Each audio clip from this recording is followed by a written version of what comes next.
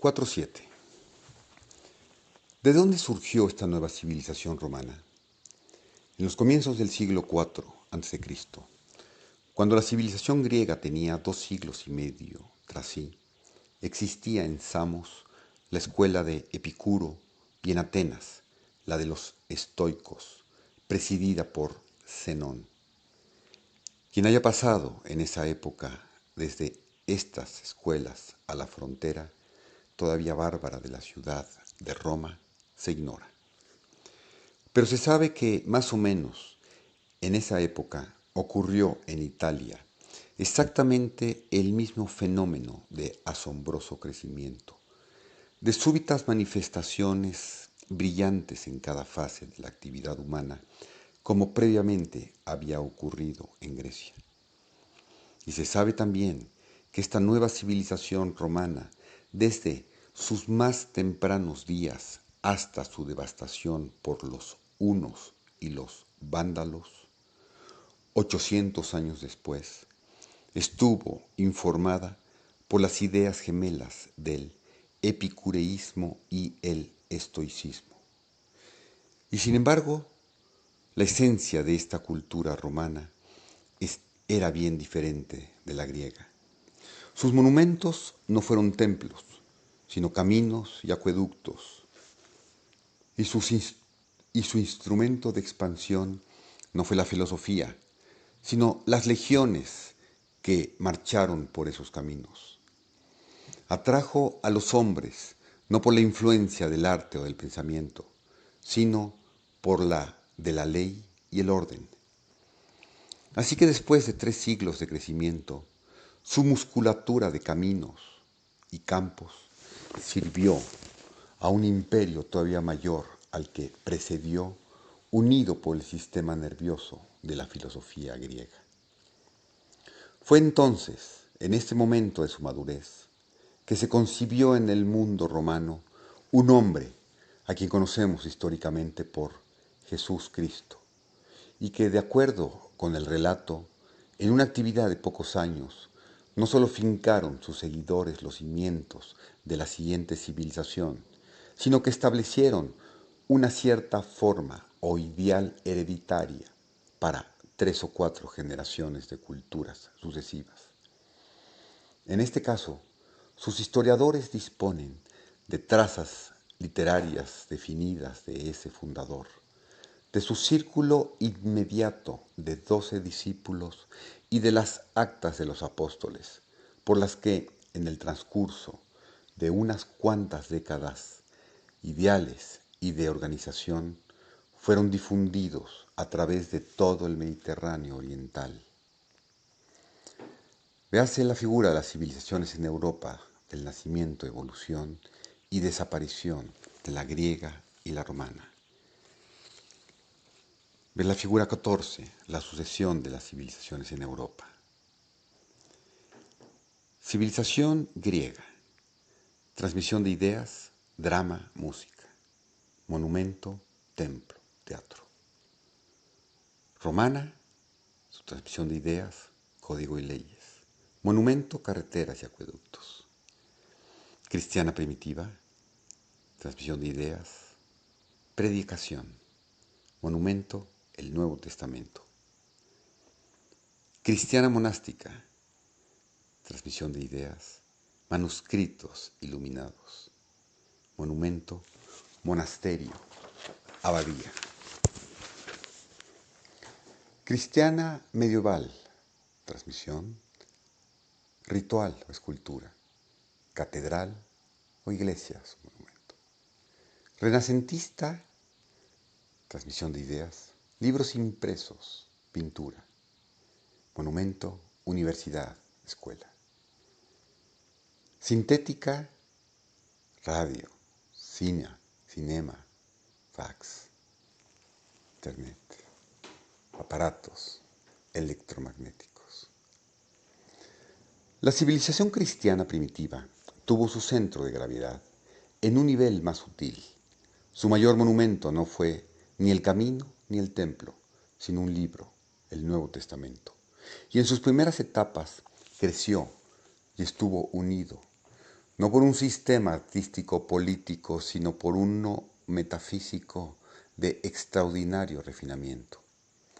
Por así decirlo, su centro de gravedad quedó más cerca de su alma que en cualquiera de sus predecesores. Más aún, en este caso, el cuerpo material de la civilización también creció de acuerdo con las mismas leyes y desde las 7 iglesias en Asia del siglo I, y alcanzó a su vez madurez imperial en el reconocimiento de la cristiandad como dogma oficial del Imperio Romano alrededor del año 32 después de Cristo. La civilización cristiana abrazó al mundo, declinó y degeneró 800 años después de su concepción. El papado, su expresión temporal más alta, fue objeto de regateo comercial en el mercado romano. Así murió la civilización cristiana primitiva, pero ya en 529, un hombre que fue quizás su producto más alto, San Benedicto, había fundado en Monte Cassino un convento donde, con un pequeño círculo cerrado de hombres, en donde todo fue reconstruido, todo fue hecho una vez más, desde el principio de una forma nueva, apta para una nueva edad, fue el renacimiento de la segunda civilización cristiana o monástica. No se traza con mayor detalle este nacimiento de una civilización partiendo del cuerpo de otra. La cristiana medieval, derivada de la cristiana monástica. El renacimiento desprendido de la medieval, la nueva civilización sin nombre del futuro, deriva de la del renacimiento. No se puede ver más que, en principio, que esta nueva concepción fue prohijada por una influencia vitalizadora proveniente de alguna cultura bien extraña, la medieval, por un nuevo conocimiento, la del mundo árabe. El renacimiento por los sabios expulsados de la civilización bizantina a la caída de Constantinopla. La nueva civilización de nuestros días por la difusión de la antigua sabiduría procedente de la India y del Tíbet. Todo lo que se puede ver con certidumbre es que, para aquellos involucrados, el nacimiento de una nueva civilización debe haber significado una y otra vez en la historia que todo tenía que ser reconstruido, todo tiene que hacerse nuevamente desde el principio en una nueva forma, apropiada a la novedad. Mirando hacia atrás, desde este punto de vista, sobre todo la pendiente de la historia, se puede ver que cada nuevo comienzo no era en realidad sino un tremendo esfuerzo para proseguir. No había principio, sino solo y sin más que una afirmación y continuación de la vida en la tierra.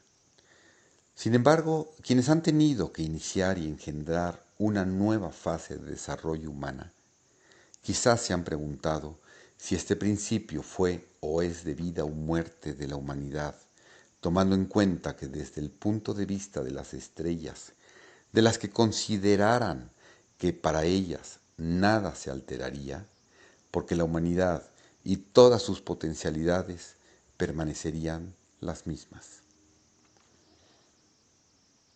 Cuando se contempla con más objetividad esta secuencia o pendiente de las civilizaciones o de los pueblos, surgen varios hechos extraños. En primer lugar, encontramos que más o menos los mismos elementos raciales están incorporados, ora en el cuerpo de una cultura de cierto tipo, ora en el de una cultura, basada en capacidades, ideales y comprensiones absolutamente diferentes. Durante la mayor parte de estos 2 milenios, las actuales razas de Europa han permanecido notablemente invariables y todavía continúan distinguiéndose neta y claramente entre sí en nuestros días debido a la desbordante migración. Y sin embargo, este mismo material, esta misma aglomeración de células, podía formar civilizaciones o pueblos de diferentes y extraordinarios contrastes, empezando todo de nuevo. Casi pareciera que estos diferentes pueblos o civilizaciones expresan ya el dominio de una o de otra función de su cuerpo mayor, como sucedió en el mundo griego, que fue en la mente donde tuvo su ascendiente, en el romano en su función motriz que se expresó en un interminable marchar y construir, y en el cristiano medioevo en cierta emoción mística especial. La calidad de cada una de estas civilizaciones corresponde ciertamente al tipo psicofísico y a la capacidad de la raza que la patrocina. Una civilización fue concebida por los griegos, otra por los romanos, una tercera por los franceses y una cuarta nuevamente por los italianos. Pero muy pronto todas las otras razas de la familia europea se encuentran imitando, con más o menos éxito, el ejemplo del líder, y visto en una escala de siglos, el empeño principal de todo el continente parece cambiar del pensamiento al trabajo, al arte, al misticismo en forma muy extraordinaria e inexplicable. Y puesto que el material del gran cuerpo de estas civilizaciones es el mismo, entonces, ¿qué ha cambiado para producir esos diferentes intereses, esos diferentes logros y esos diferentes ideales en épocas sucesivas? ¿Se puede trazar algún movimiento cósmico que parezca corresponder a este grado de cambio? Al estudiar los tiempos del universo, se puede llegar a la conclusión de que el tiempo de un respiro solar evoca el periodo de la precesión de los equinoccios, durante los cuales la Tierra mueve su eje alrededor de un círculo complejo de estrellas. En astronomía, la precesión de los equinoccios es el cambio lento y gradual en la orientación del eje de rotación de la Tierra, que hace que la posición que indica el eje de la Tierra en la esfera celeste se desplace alrededor del polo de la eclíptica, trazando un cono recorriendo una circunferencia completa cada 25.776 años, periodo conocido como año platónico, de manera similar al bamboleo de un trompo o peonza. El valor actual del desplazamiento angular es de 50.290966 segundos sexasimales por año, o alrededor de 1 grado cada 71,6 años.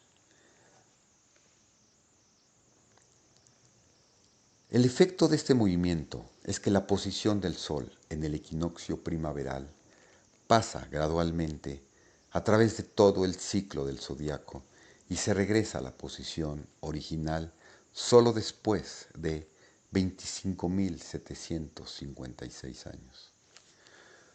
Por tanto, los signos del zodiaco, usados como divisiones matemáticas del curso del Sol, ya no corresponden a las constelaciones actuales que llevan estos nombres, porque las últimas han sido, por decirlo así, dejadas atrás, o en otras palabras, la radiación del Sol actúa en la Tierra en una combinación que cambia lentamente con cualquier influencia que pueda recibirse desde el centro de la galaxia.